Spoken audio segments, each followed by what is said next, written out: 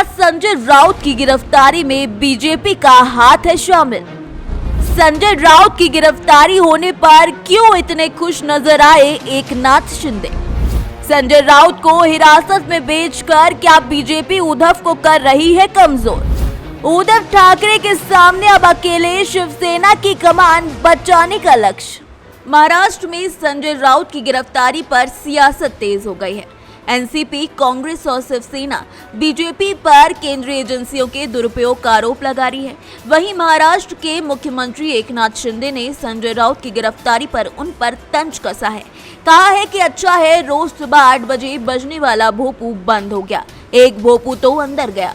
दरअसल शिवसेना प्रमुख उद्धव ठाकरे के विश्वसनीय सहयोगियों में से एक और हर मुद्दे पर उद्धव से पहले अपने फायर ब्रांड बयानों से और लेखन की वजह से पहचाने जाने वाले संजय राउत उस समय से बीजेपी की नजरों में थे जब 2019 में शिवसेना ने बीजेपी पर वादा खिलाफी का आरोप लगाकर एनसीपी और कांग्रेस के साथ मिलकर सरकार बनाई थी। संजय राउत का बढ़ता राजनीतिक ग्राफ भी इसके पीछे की एक वजह बताई जा रही है, क्योंकि हाल में ही महाराष्ट्र में एकनाथ शिंदे की सरकार बनने पर संजय राउत ही वो नेता थे जिन्होंने सबसे आगे बढ़कर उद्धव ठाकरे का साथ दिया और हर हाल में उनको बाला साहेब ठाकरे वाली शिवसेना का सच्चा सिपाही बताया।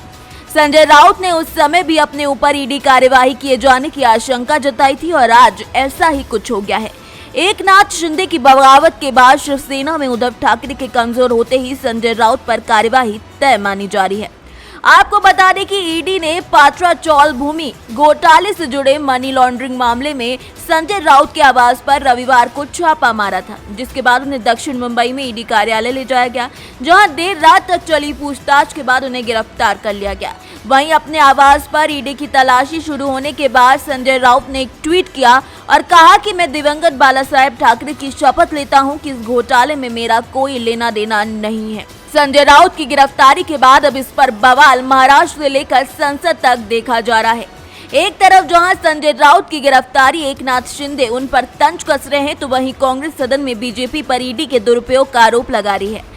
संजय राउत के आवास पर छापेमारी के बाद एकनाथ शिंदे ने कहा था कि ईडी की जांच चल रही है, अगर उन्हें कुछ गलत लगता है तो वो डर क्यों रहे हैं, वो एक बड़े एमबीए नेता हैं।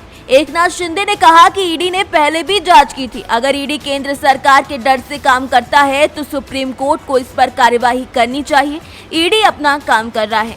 तो वहीं संजय राउत की गिरफ्तारी पर कांग्रेस नेता मल्लिकार्जुन खड़गे ने बीजेपी पर बड़ा आरोप लगाते हुए कहा कि सरकार विपक्ष को दबाना चाहती है।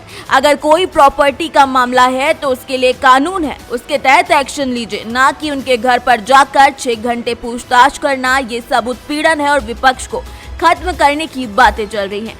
वहीं कांग्रेस नेता शशि थरूर ने भी बीजेपी पर अपना निशाना साधा और कहा कि हमें ईडी के दुरुपयोग को लेकर चिंता है। सरकारी संस्थाओं का काम राजनीतिक लाभ लेने के लिए इस्तेमाल नहीं करना चाहिए, बल्कि उनका विशेष काम है। हम ऐसे देश में हैं जहां लोकतंत्र का अपना महत्व है, जिसे बचा कर रखना चाहिए। विपक्षी नेताओं की आवाजों को दबाना नहीं चाहिए। फिलहाल संजय राउत का अंदाज उस समय भी बेखौफ और निडर वाला था जब उन्हें मेडिकल चेकअप के लिए जेजे अस्पताल ले जाया गया। उन्होंने बाहर आते ही मीडिया के सामने हाथ हिलाकर उनका अभिवादन किया और इस दौरान उनके चेहरे पर किसी तरीके का कोई खौफ नहीं था। महाराष्ट्र के पूर्व मुख्यमंत्री उद्धव ठाकरे ने भी संजय राउत के परिवार से आज उनकी गिरफ्तारी के बाद मुलाकात की है।